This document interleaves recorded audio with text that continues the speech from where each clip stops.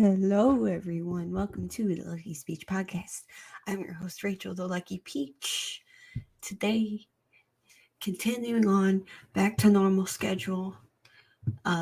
Today is Cult of the Month. If you're new here, Cult of the Month is where I review a cult classic film or a film that has a cult following.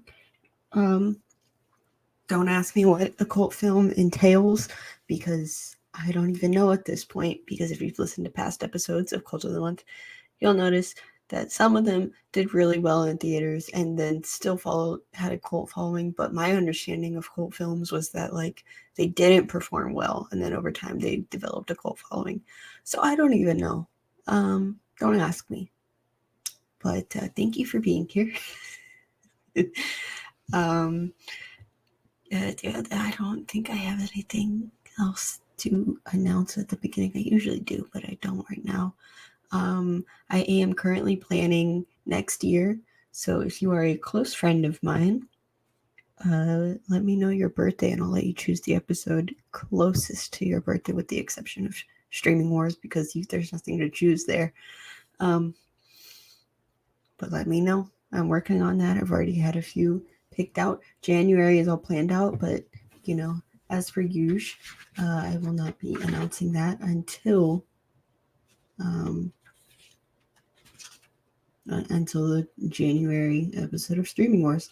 But we're getting everything mapped out now. And for future months, things are subject to change. But I like to have at least the next 3 to 4 months planned out.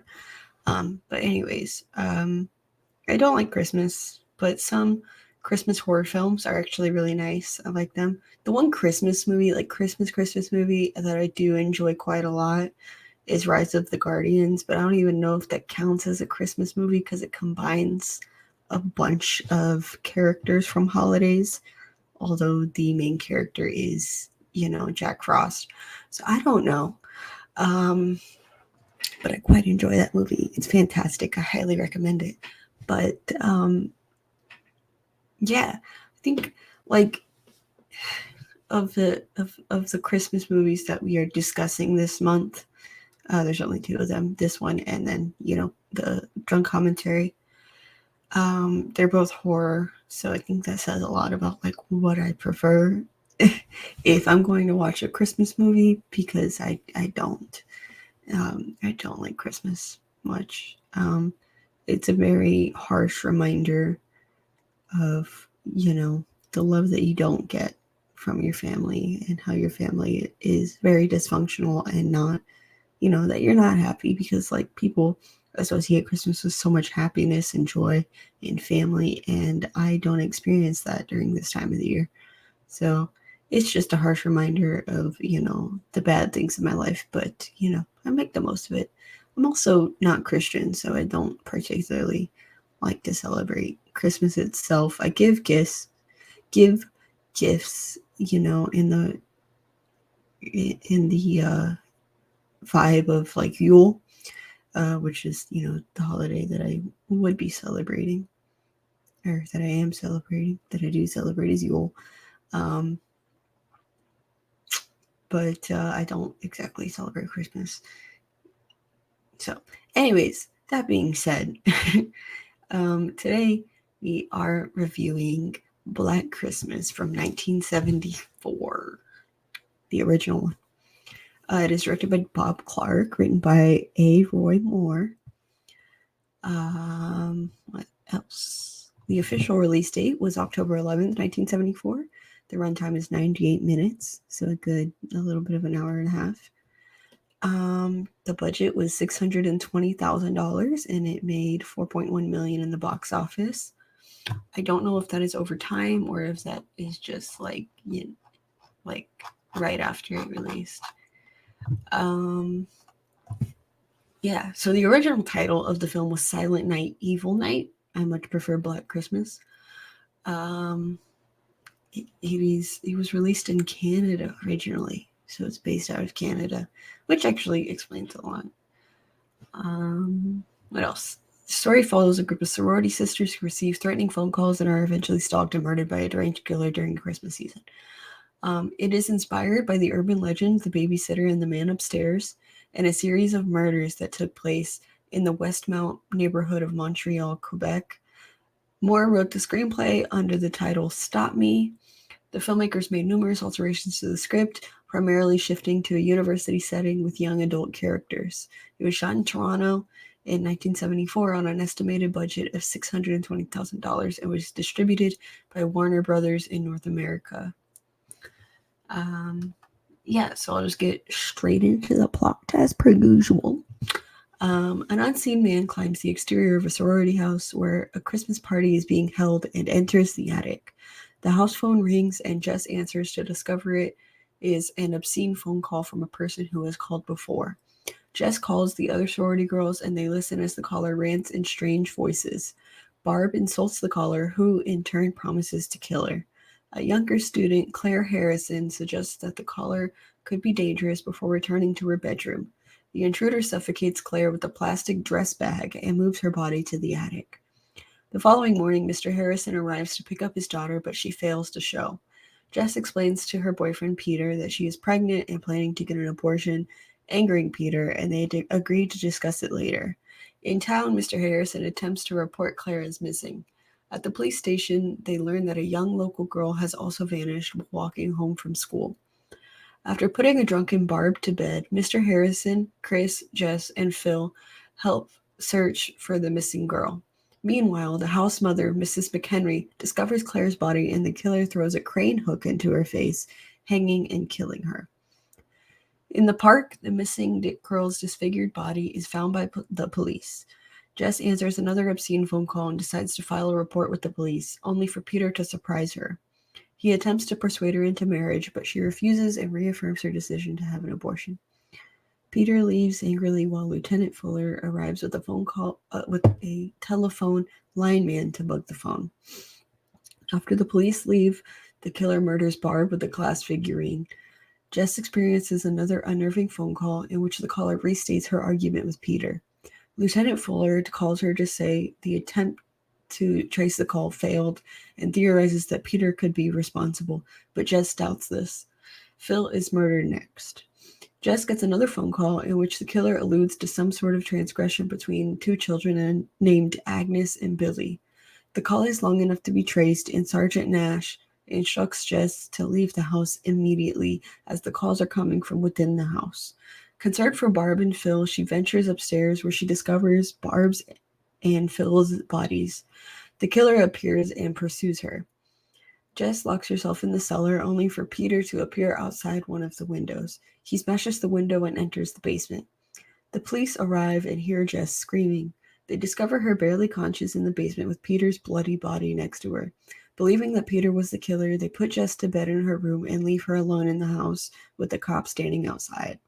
The killer's voice is heard from the attic, implying that he is still alive.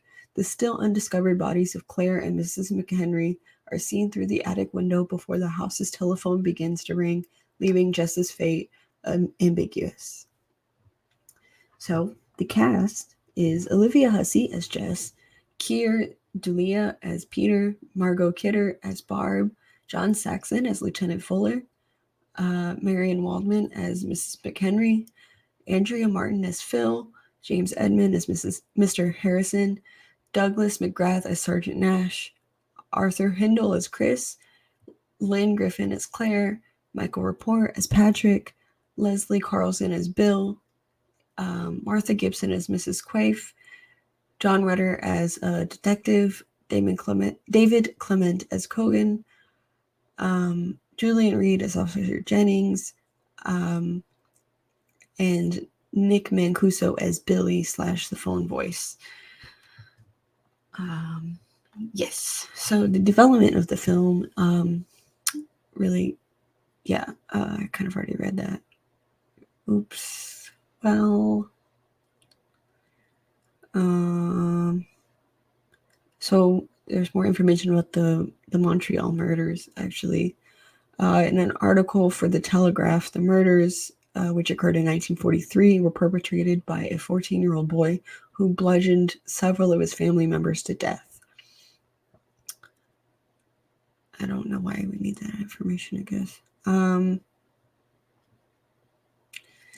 Yes, alterations were made towards the original script to make it less of a straightforward slasher film, and I guess gave it more dialogue, and also incorporated more humorous elements into it.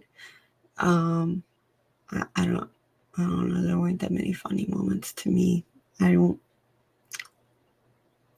didn't see them. Anyways, yeah.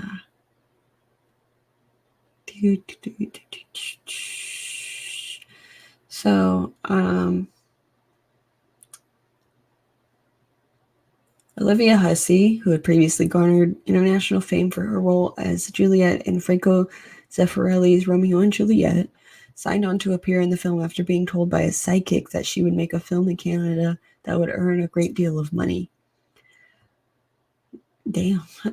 Clark sought Keir Dullea to play the role of Peter based on his performance as Dave Bowman in 2001: A Space Odyssey.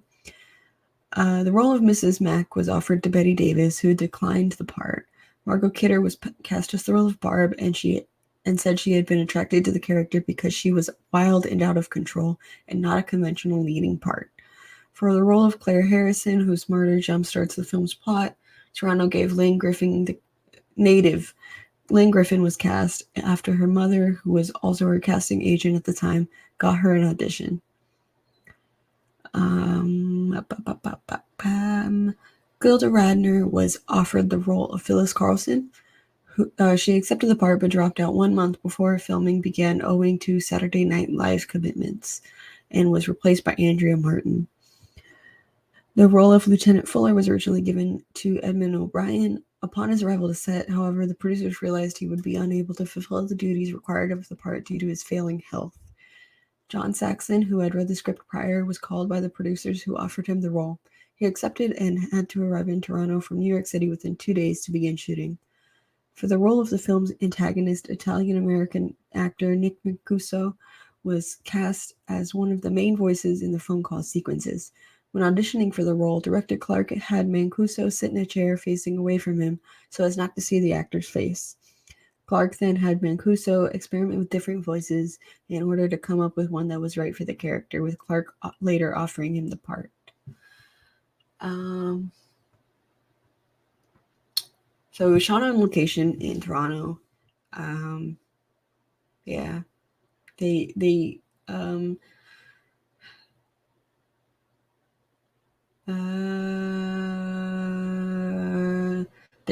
rented a house for the production, as well as they shot some additional photography at the University of Toronto. Yeah. Yeah, it was released in October of 1974. In the US, though, Warner Brothers released the film in December 20th of 1974. Warner Brothers changed the name to Silent Night, Evil Night, worried that the original title would mislead audiences into believing the film was a blaxploitation movie. That's actually really smart. Good job, Warner Brothers. But they retracted the title after the initial release, restoring it to Black Christmas for subsequent screenings. Yeah. The film, under the title Stranger in the House, was set to make its network television premiere in January 1978. 2 weeks prior to its premiere, the Chi Omega sorority house on the campus of Florida State University in Tallahassee was the scene of a double murder in which 2 Chi Omega sisters asleep in their beds were bludgeoned to death. The killer then went to a nearby room in the sorority house and violently attacked 2 more sleeping co-eds who survived. The killer was later identified as Ted Bundy. Wow. Who is executed for this and other homicides in 1989. Ugh. Fucking Ted, man. Fuck that piece of shit. A few days before the movie was set to premiere on network television, Florida's then governor, Ruben Askew, contacted NBC president Robert Mulholland to request the movie not be shown due to its all too similar theme as the murders of sorority sisters by an unknown madman at the Chi Omega sorority house. On Tuesday, January 24th, NBC TV gave several of its affiliates in Florida, Georgia, and Alabama the option of showing an alternate movie, Doc Savage, A Man of Bronze, in place of Stranger in the House. The network said in a statement issued in New York City that it was responding to concern voiced by the affiliates because of the murder of two co-eds in a sorority house at Florida State, blah, blah, blah. During its initial release, the film had garnered mixed reviews. A.H. Weller of the New York Times called it a whodunit that raises the question as to why it was made. That's rude. Variety called the film a bloody, senseless, kill-for-kicks feature that exploits unnecessary violence in a university sorority house operated by an implausibly alcoholic ex-hofer. Its slow-paced, murky tale involves an obscene telephone caller who apparently delights in killing the girls off one by one, even the hapless house mother. Gene Siskel of the Chicago Tribune gave the film 1.5 stars out of 4 and called it a routine shocker that is notable only for indicating the kind of junk roles that talented actresses are forced to play in the movies. Kevin Thomas of the Los Angeles Times wrote, before it maddeningly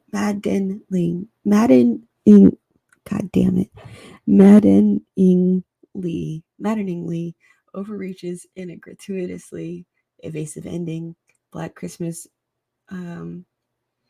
is a smart, stylish, Canadian-made little horror picture that is completely diverting. It may well be that its makers simply couldn't figure out how to end it. Contemporary reviews have been more positive. On Rotten Tomatoes, Black Christmas holds an approval rating of 71%, with an average rating of 6.26 out of 10. The website's critics' consensus reads, the rare slasher with enough intelligence to wind up the tension between bloody outbursts, Black Christmas offers fiendishly enjoyable holiday viewing for genre fans. On Metacritic, the film has a weighted average score of 65 out of 100, indicating generally favorable reviews. Heidi Martinuzzi of Film Threat called the film innovative and praised the leading actresses. TV Guide awarded the film 3 out of 4 stars, writing, although strictly standard fare, the material is elevated somewhat through Clark's skillful handling of such plot devices as obscene phone calls from the killer to the girls via the upstairs phone and a nicely handled twist ending, which provides genuine shock. Author and film critic Leonard Maltin gave the film 2.5 out of 4 stars, calling it bizarre but also praised Kidder's performance as a standout. The Time Out Film Guide noted that the film manages a good slice of old-fashioned suspense. At the Saturn Awards, it was nominated for Best Horror Film. It won 2 Canadian Film Awards for Best Sound Editing and Best Performance by a Lead Actress for Margot Kidder.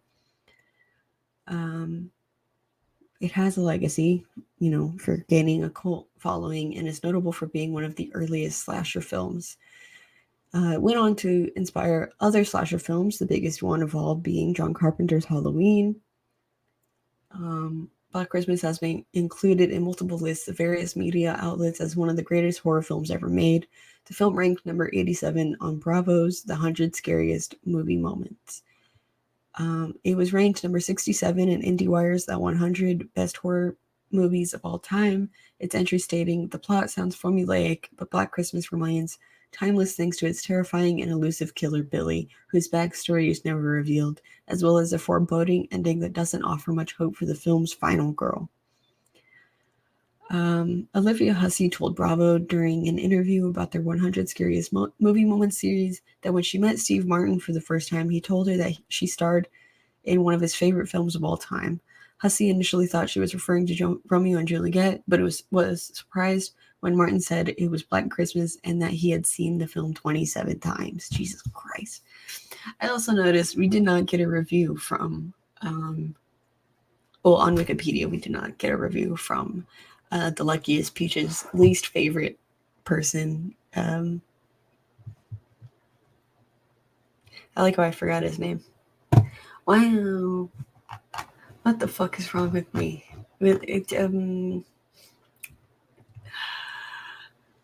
So much we don't like this person.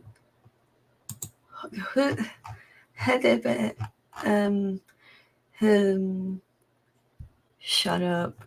Don't I know y'all gonna make fun of me for this because I forgot his goddamn name, but y'all know who I'm talking about.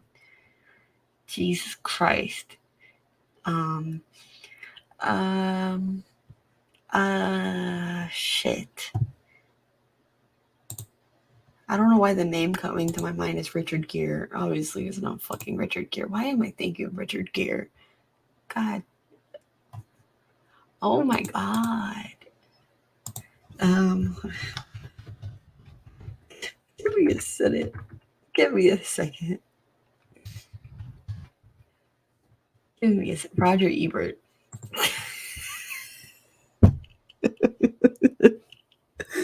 We did not see a review for the podcast's least favorite critic, Roger Ebert. Let me see. Let me see if he reviewed it. Or if you hear my typing. 1974. Okay, let's see. Let's see if he reviewed it.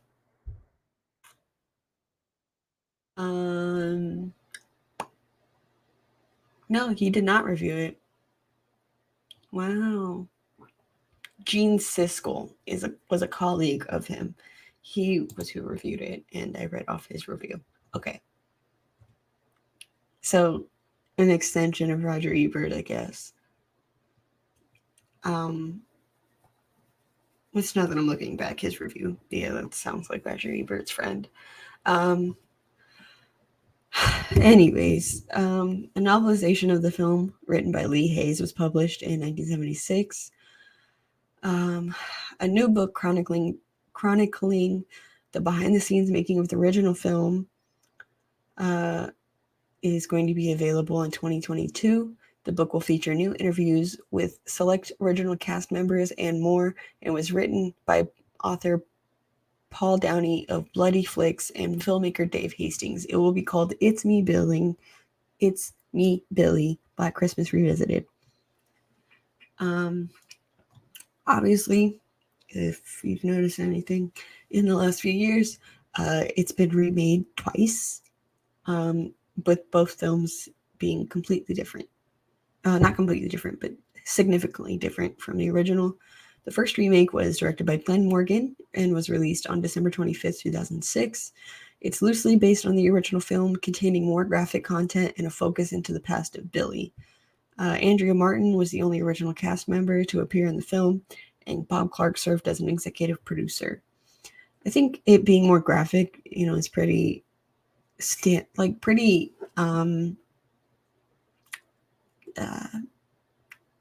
it makes sense. It makes a lot of sense because like a lot of 2000s horror films were incredibly graphic. Like if you look at any of the remakes, like the Texas Chainsaw Massacre remake in the 2000s, you look at The Hills Have Eyes, like they're all incredibly graphic. So that's pretty standard for a 2006 horror film. Another remake was made by Blumhouse Productions, directed and written by Sophia Takal, co-written by April Wolf, and produced by Jason Blum. It released on December 13th, 2019. On May 28th, 2021, a short fan film funded through an Indiegogo campaign was released online with the title It's Me, Billy. It is billed as an unofficial sequel to the original film and picks up the story 50 years later, following the granddaughter of Jess Bradford. That sounds ridiculously unnecessary. There's nothing I hate more than those kinds of sequels where we have to revisit the descendants of a main character of the original. The most recent example of it would be Ghostbusters Afterlife. I hate that shtick. I hate that shtick of oh, this is this person's grandkid. They're going through the same thing. Oh no. Shut up. I hate it. I hate it so much. I hate it so much. I get it. It's supposed to be endearing, but it's cheesy. It's cheesy and it's a clear cash grab. This one's a fan film, so it's kind of different, but not really. Yeah. So I guess to get into my thoughts on it now that I spent 20 minutes reading about it, I thought it was very much okay. I respect that it's considered one of the, one of the earliest slasher films, which is true, being that it's from the early 70s. Um,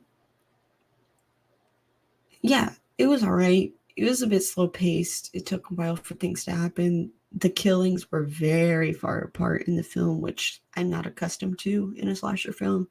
Killings are usually showed like very quickly in sequence with each other. These ones, like you see the first one at the beginning of the film, I don't. The next person is killed like I guess 5-10 minutes later, and then there's like a good hour of no killings. Um, it's very very spaced out in terms of the events of it.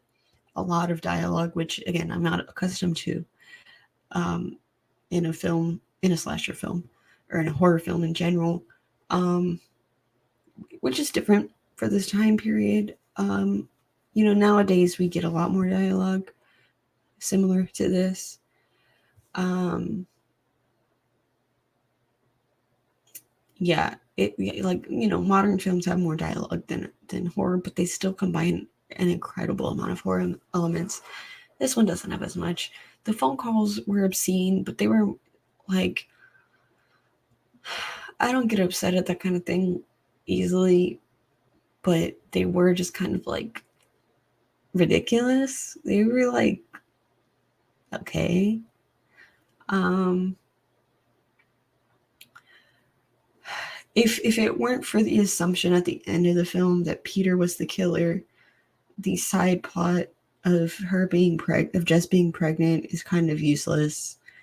Like if they didn't have that assumption that Peter's the killer, even though he's technically not. Not technically, he isn't. Um, if they hadn't, made that assumption at the end of the film, which it's understandable, they had been fighting or whatever, then, that side plot is unnecessary. Um, yeah. I think the cops in this film, as with a lot of horror films, they're very incompetent. I'm surprised they didn't search the entire fucking house. That's what I don't get. They they didn't search the entire, like, they're like, there's a killer. Somebody died in your house. We're not gonna check the entire house. We're only gonna investigate her bedroom. I don't know. My knowledge of how crime scenes are investigated, usually the entire house gets investigated. I don't understand. I would like, you'd think they would have like checked everyone's bedroom. They would have checked the attic. Therefore, they would have found her body easily.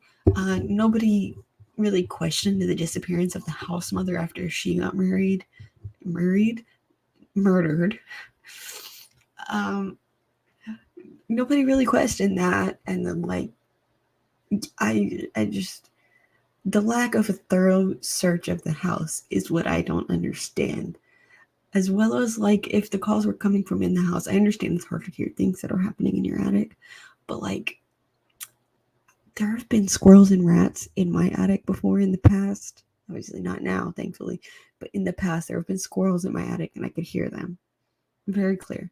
So like they would have heard footsteps, and this is an old house from the 70s, where you can hear the creaking wood. I feel like they would have heard it, as well as like this person is yelling on the phone.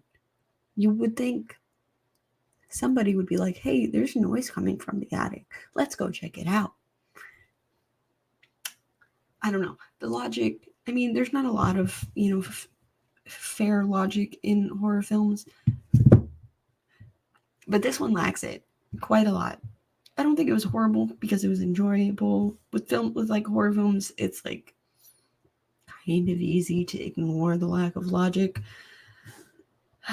But it was just ridiculous. I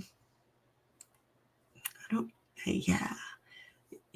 There's just I just can't believe they didn't fucking search the entire house. It's kind of it like looking back on it now, it's reminding me of Malignant. Like, how did they not notice half of the shit that happened in Malignant? You know what I mean? That's kind of how I feel about this, except this movie was slightly better than Malignant. Malignant was just garbage. Yeah.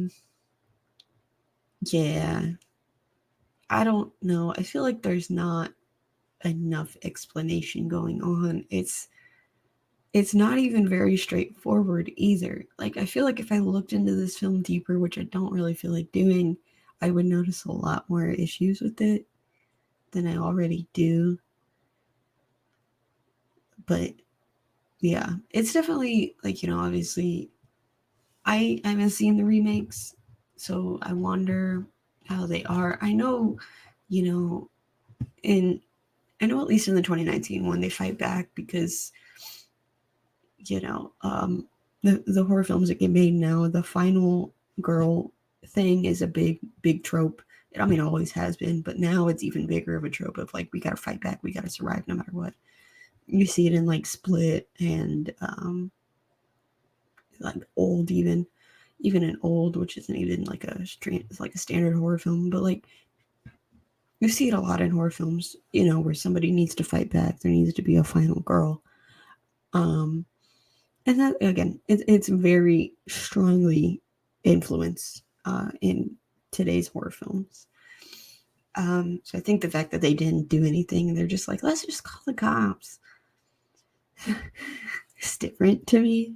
Because even in older horror films, they try to fight back.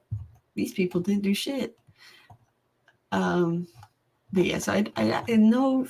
I think in the 2019 remake, they at least felt. I think that's what the difference is. That they're like, we're all gonna fight back against this guy.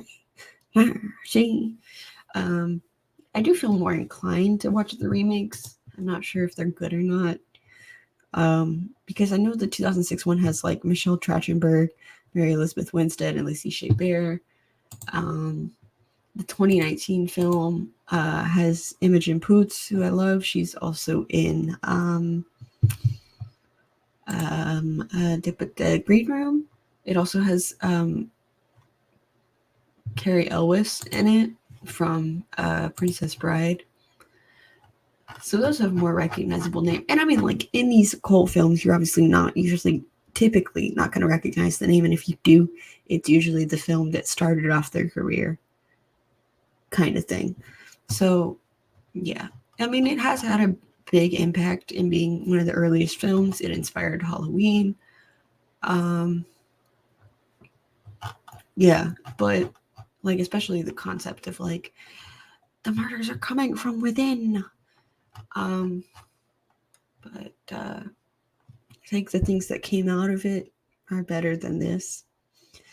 I also don't understand just the local girl going missing. I don't know.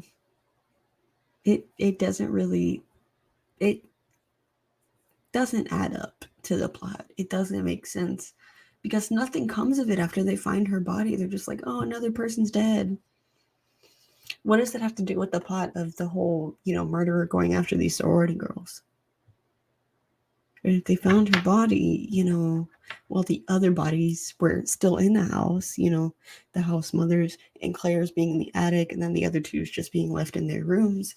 Like, I just there's a lot missing that I don't understand. And that's very indicative of a low budget film, but like there are other low budget films that very easily convey every bit of information and fill any hole that could be left. You look at other cult films and early low budget horror films, and there aren't that many plot holes. This one has quite a few. It's not fantastic, but it is iconic in a way of what it started and what it influenced and how influential, how important it's been in the horror genre. But like, I don't know. I gave this 2.5 stars out of, or 2.5 out of 5 peaches. Sorry. My review on Letterboxd just says that men are fragile, because that's kind of the consensus I got from this film, is that it shows a lot the incompetence and the fragility of men when they don't get what they want. Yeah, I feel like, I mean, I don't like cops anyways, but the cops in this film did not do shit. All they did was like make phone calls to the girl, and they're like, "Are you sure?" Blah blah blah blah blah. And they're like, "We're gonna bug the phone and trace it." But then, like, tracing a phone call in the '70s took a lot of work. It wasn't as easy as it is today. So she would have to be on the phone for a long time just for the guy working in the phone building, whatever, to like figure out where the phone call was coming from. And until then, like, the only use that came of is like when the only use that the cops came of was that. And then when they were like, "Get out of the house, it's within the house." And even then, nothing happened after that. They didn't come to the house until like way after all the shit happened. Like, they were just, oh my god. The incompetence of them was just through the roof. It was like worse than anything else I've ever seen. It, I just, they didn't do anything. They really did not. They didn't do a thorough investigation of, the scene of the crime. They didn't do a thorough investigation outside of the crime in general. They were not very much help in setting up, figuring out who it was. And they were not helpful in stopping the person. At the end, in the big whatever, they just showed up and they're like, "Oh, well, I guess it was Billy. I mean, I guess it was Peter. Let's just put Jess back in her bed." What? What? You're not going to, like, standard procedure would be take her to the hospital, get her checked out. You're not going to, what? What? It's like they're like, "Oh, well, that's that. Resume normal life." Like, it didn't make any fucking sense. I'm not even going to lie. The ending did not make sense. Now that I'm actually like talking about this movie, I'm like, oh, this kind of fucking sucks. This movie actually kind of sucks. Yeah, I don't know. The murder of Barb was actually really, really, that was a good scene. I actually really enjoyed that one. It was very, very well shot, very well edited. I enjoyed it. But other than that, I don't know. I didn't, yeah, I don't know. I wasn't moved by this film in any way. Um, yeah. Olivia Hussey is really pretty. I guess that's all I have to say about this film, though. Here's just was not good. It wasn't incredible. I respect it, but it wasn't incredible. Yeah, so that's my review of Black Christmas. Thank you for listening. Next week is the monthly review. I'll be reviewing House of Gucci. I'm the only person in my friend group who has seen that film, so it'll just be me. Yeah, no guests, unfortunately, but that's okay. Thank you for listening. You can find me everywhere at Luckiest Peach, LBCKY Peach. I'm sorry I was talking quiet this week. I yelled quite a lot at work the other day. To the point that I've started to lose my voice, so I'm trying not to talk loud or yell, so I don't make it worse. To give it my throat time to heal. Yeah. But anyways, you can find me everywhere, Luckiest Peach, LVCKY Peach. If you go to any of my socials, there is a link tree. Also, as well as in the description of this episode, there's a link tree that'll take you to my Twitter, my Instagram, Twitch, TikTok, Letterboxd, the Discord associated with the podcast, YouTube, the podcast itself. Yes. What else? If you have any recommendations of films I should watch for Cult of the Month, or films that should be in a commentary or reviewed, don't be afraid to tweet me or email me at luckiestpeachpodcast@gmail.com. Give me your recommendations. I'm planning next year, so I'm very open to anything, any recommendations. Yeah, thank you to my patrons at patreon.com/Luckiest Peach. Thank you so much. If you are on Patreon, you get every episode a week early, as well as video versions of each episode, with the exception of episodes 1 through 30. Those are now public to everyone.